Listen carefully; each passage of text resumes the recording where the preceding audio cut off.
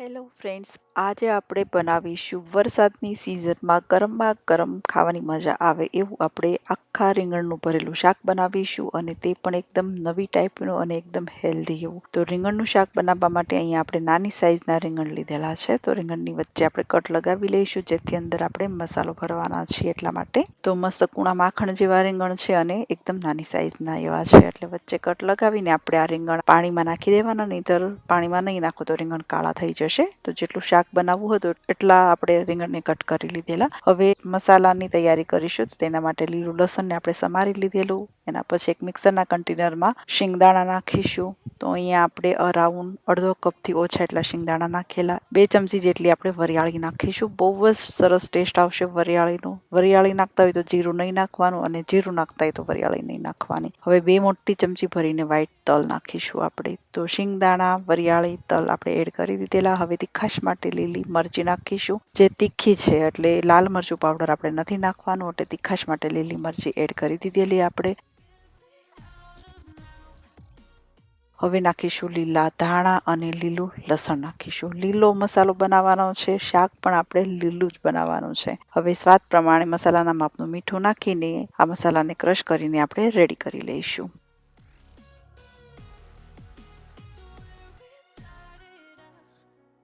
તો મસાલો આપણો ક્રશ થઈને રેડી થઈ ગયેલો. હવે આપણે આ મસાલો એક ડીશમાં લઈને આ મસાલો આપણે રીંગણની અંદર ભરી લેવાનો છે. આમાં આપણે એક્સ્ટ્રા તેલ કે એવી વસ્તુ કંઈ પણ નથી નાખવાનું, કેમ કે મસાલો ઓલરેડી આપણો લચકા જેવો જ બની ગયો છે. હવે આપણે આ મસાલો રીંગણની અંદર ભરી લઈશું. તો વેઇટ લોસ માટે પણ ખાસ રેસીપી છે. ડાયાબિટીસ હોય ભરપૂર તમે આ ભરેલું રીંગણનું શાક ખાઈ શકશો. જેટલું ખાવું હોય એટલું તમે આરામથી ખાઈ શકશો, કેમ કે ઓલરેડી આ બધી વસ્તુ હેલ્ધી છે.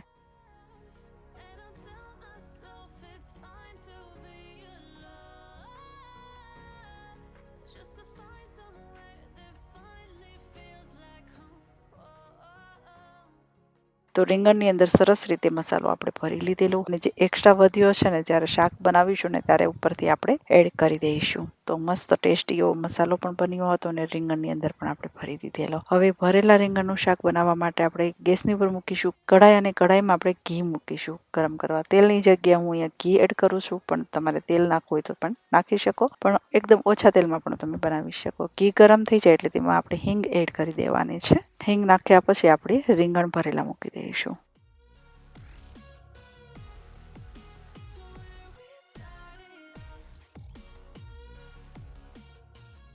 તો આ બાજુ આપણા રીંગણ ચડી રહ્યા છે ને, ત્યાં સુધીમાં આપણે લીલું લસણ લીધું હતું ને, ભરપૂર લીલું લસણ, પાલક, એ બધી વસ્તુ મિક્સરના કન્ટેનરમાં નાખીશું.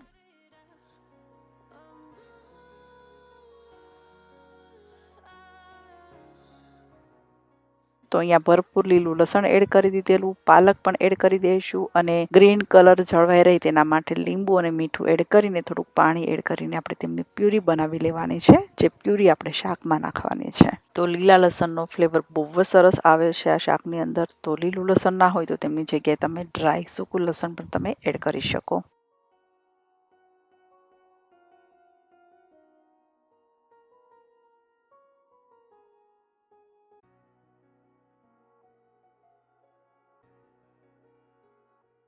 તો અહીંયા આપણી સરસ મજાની પ્યુરી બની ગઈ, અને બીજી સાઈડ આપણે એકદમ ધીમા ગેસ ઉપર આપણે આ શાકને ચડવા દીધું હતું ને, તો મસ્ત પોણા જેટલા તો આપણા ભરેલા રીંગણ ચડી જ ગયેલા છે. મતલબ રીંગણ આપણા પોણા જેટલા ગળી ગયેલા. હવે આપણો જે એક્સ્ટ્રા મસાલો હતો ને તે ઉપરથી એડ કરી દઈશું, અને જે લીલા લસણ અને પાલકની પ્યુરી બનાવી હતી ને તે એડ કરી દઈશું.